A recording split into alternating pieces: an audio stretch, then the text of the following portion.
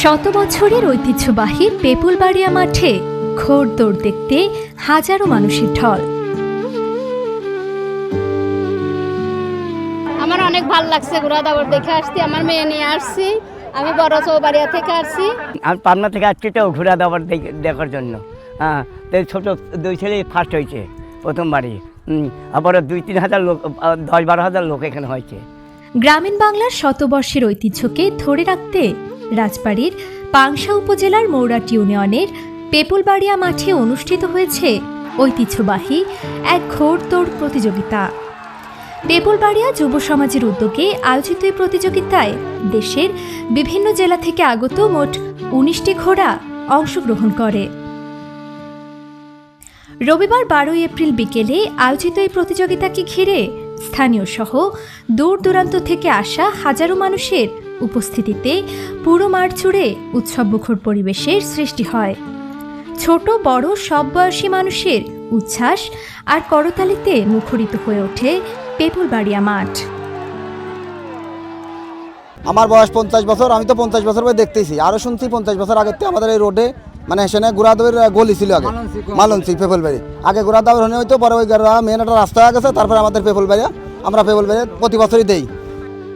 বর্তমান ঘোড়া দৌড় প্রতিযোগিতা দেখাই যায় না।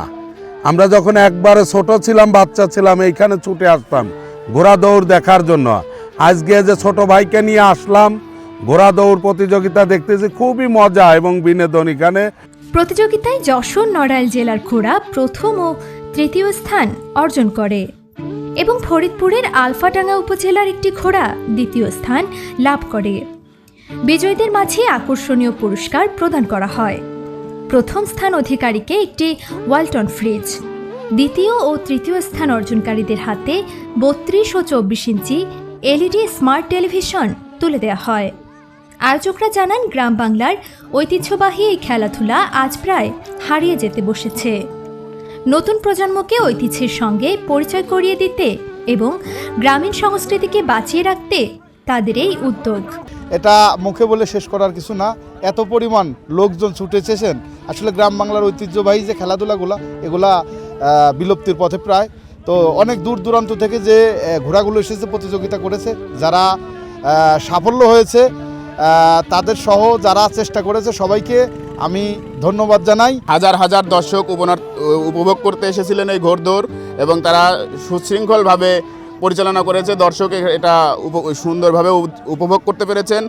আমরা নিজেরাও অভিভূত হয়েছি, আনন্দিত হয়েছি যে এরকম এই গ্রামীণ বাংলার যে ঐতিহ্যগুলো আরও প্রতিফলিত হোক, এবং আশা করব যে আগামী বছরগুলোতে এই ঘোড়দৌড় প্রতিযোগিতা যেন আরও উৎসবমুখর পরিবেশে করতে পারে, সে আশাবাদ ব্যক্ত করি। এ ধরনের আয়োজন স্থানীয়দের মাঝে যেমন আনন্দ ছড়িয়ে দেয়, তেমনি গ্রামীণ সংস্কৃতি ও ঐতিহ্য সংরক্ষণেও গুরুত্বপূর্ণ ভূমিকা রাখছে বলে মনে করছেন সচেতন মহল।